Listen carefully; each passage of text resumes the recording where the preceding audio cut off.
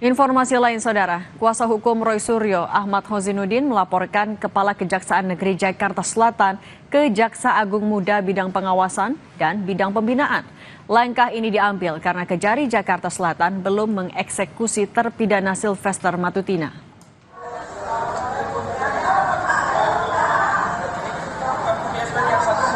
Dalam surat yang dilayangkan, tim TPUA meminta Jaksa Agung menginstruksikan Kejari Jakarta Selatan untuk segera menjalankan putusan hakim. Ia juga meminta Jaksa Muda bidang pembinaan melakukan perbaikan kinerja dan mengaudit Kejari Jakarta Selatan. TPUA menambahkan negara yang diwakili oleh kejaksaan tidak boleh kalah dari terpidana. Dan jika jaksa eksekutor menjalankan eksekusi, polemik kasus ini akan selesai.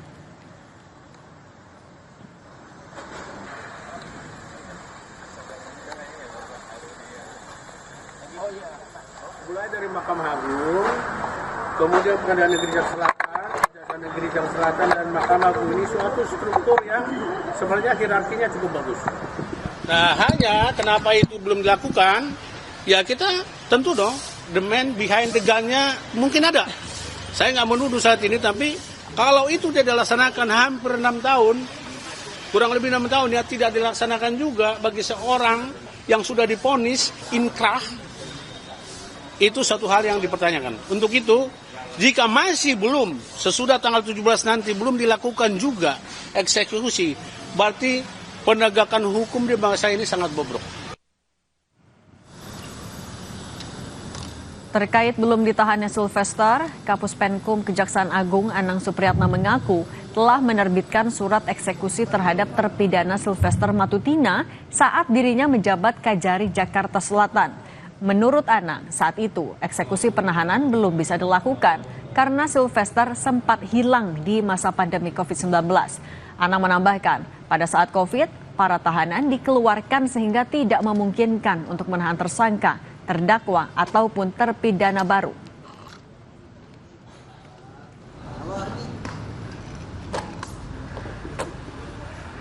Kita sudah ingatkan, tinggal ke sana. Nanti mungkin dia punya strategi sendiri.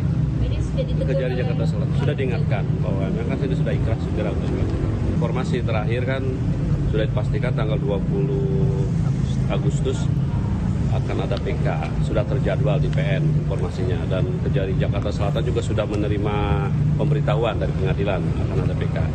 Kita lihat nanti. PK tidak menunda eksekusi. Tahapan kita sudah kita lakukan saat itu. Sudah inkrah, sudah diberitahukan dari eksekusi. Pada saat itu kemudian tidak bisa dilakukan karena sempat hilang. Kemudian kan waktu itu keburu COVID. Jangankan memasukkan orang yang di dalamnya dikeluarkan. Di era Pak Anas sendiri sudah memerintahkan eksekusi terhadap yang bersangkutan. Sudah, silakan dicek tuh. Dan tidak ada tekanan politik ya Pak saat itu Pak? Nggak ada. Sylvester Matutina belum juga dieksekusi Kejari Jakarta Selatan. Namun sidang perdana PK Sylvester akan dimulai 20 Agustus mendatang. Lalu apa yang membuat jaksa seakan tak berani mengeksekusi Sylvester? Dialog Kompas Petang akan kembali usai jeda.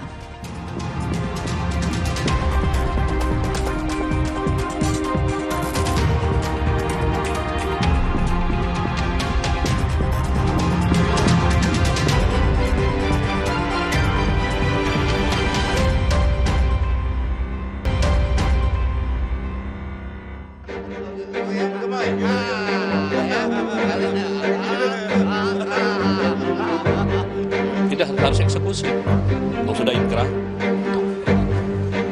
Sudah seminggu lebih sejak Kapus Penkum Kejaksaan Agung Anang Supriyatna meminta Kejari Jakarta Selatan segera mengeksekusi terpidana kasus penyebaran fitnah terhadap mantan Wapres Yusuf Kala, Sylvester Matutina.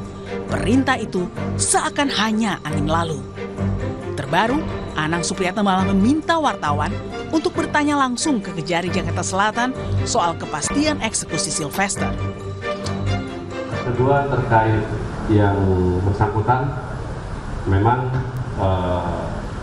belum dilakukan eksekusi, tetapi yang bersangkutan dari konfirmasi terakhir akan mengadakan PK di PN Jakarta Selatan. Nanti di Kejari Jakarta Selatan konfirmasi ya. Baik.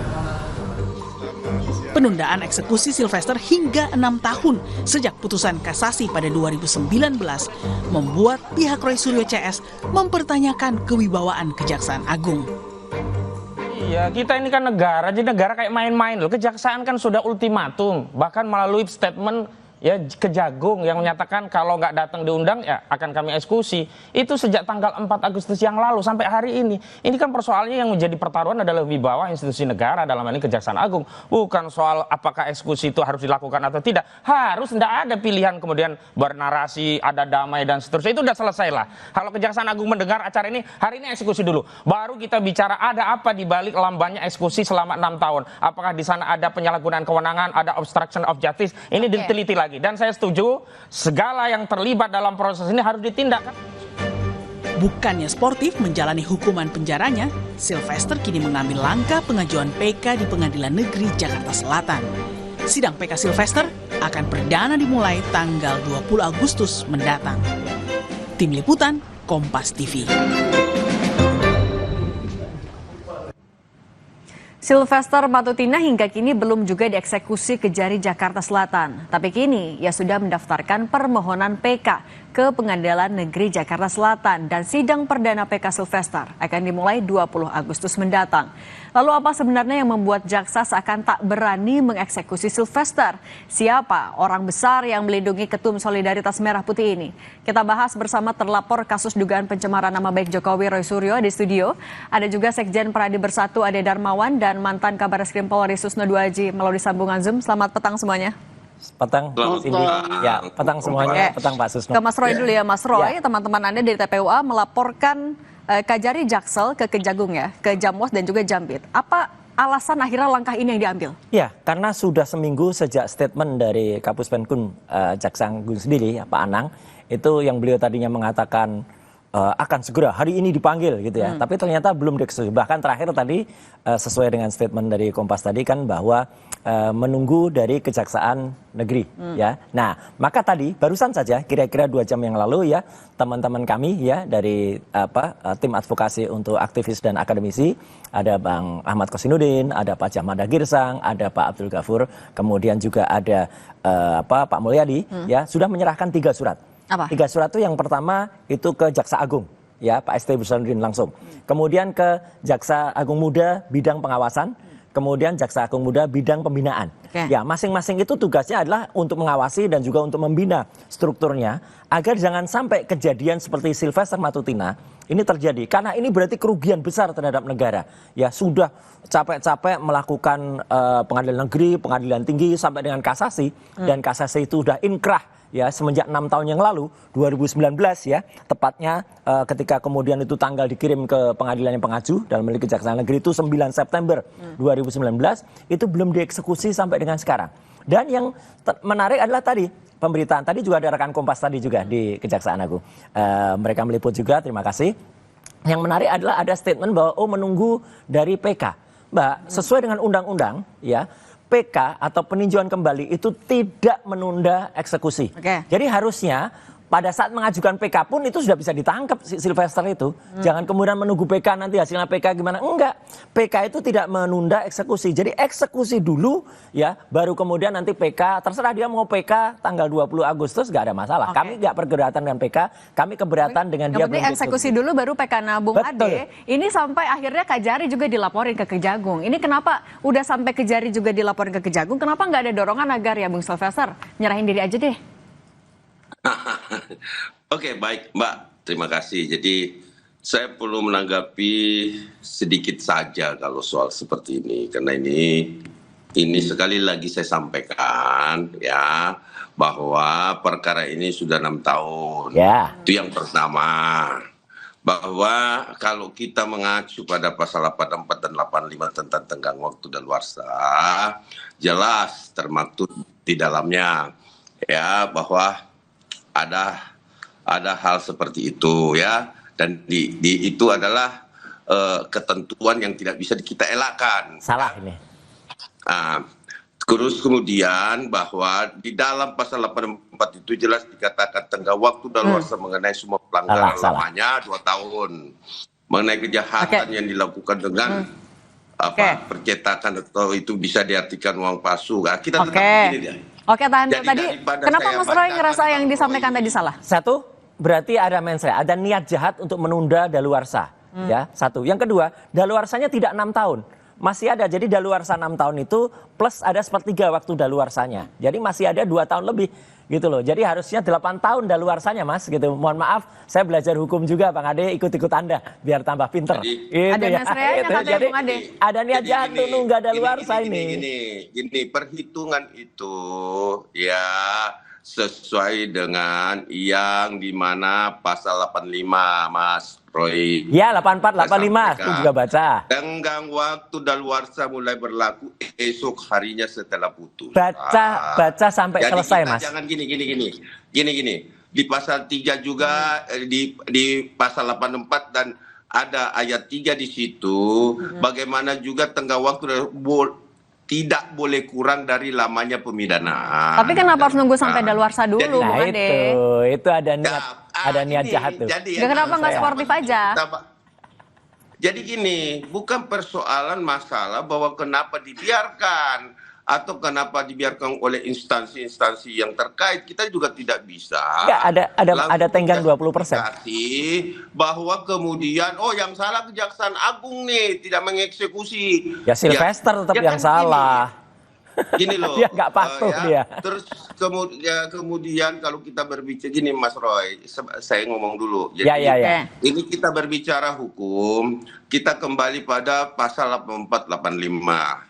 Kita tidak berhak menghitung apa hitung-hitungannya di situ. Nah, yang jelas yang kita tahu adalah sepertiga. Itu bahasa dari KUHP di pasal 85. Sebentar. Nah, terus kemudian kalau kita beracuan bahwa ini sudah daluarsa dan itu dibiarkan, kenapa ada pembiaran di sini? Karena kalau ada perdamaian ya. Nggak ada perdamaian. Ada perdamaian yang dilakukan setelah putusan. Nggak boleh. Ya, rentang waktunya begini, saya ceritakan. Tapi Bung Ade, tapi tidak menunda perdamaian setelah putusan juga nunda inkrahnya, Bang. Betul sekali. PK pun tetap tidak. Iya, harus dilaksanakan, Bang. Betul, tidak menunda eksekusi. Betul. Ya. Namun itu tidak menunda dari eksekusi, tapi Pak Susno, kalau Anda melihatnya ini sampai 6 tahun, Pak Sylvester belum juga dieksekusi. Saya jawab, biar. Oke. Silakan lanjutin dulu, singkat saja. Jadi singkat saja bahwa betul tidak menghalangi eksekusi. Iya. Ya. Tapi eksekusi bisa nggak dilakukan permohonan penundaan? Bisa. Nah, gimana Pak Susno itu bisa, Pak Susno? Nggak ada itu. Pak Susno yang jawab, kita biar Pak Susno jawab. Bisa nggak tuh? Nggak ada itu. Bang Roy harus masuk akal di dalam. Oke, Bung Ade. Nah, itu kita tanya dulu ke Pak Susno. Pak Susno itu bisa. Dengerin senior deh, dengerin Pak Susno dulu deh. Oke, satu ya, perkara ini adalah perkara pidana. Ya. Perkara pidana sudah mendapat putusan yang berkekuatan hukum tetap atau inkrah.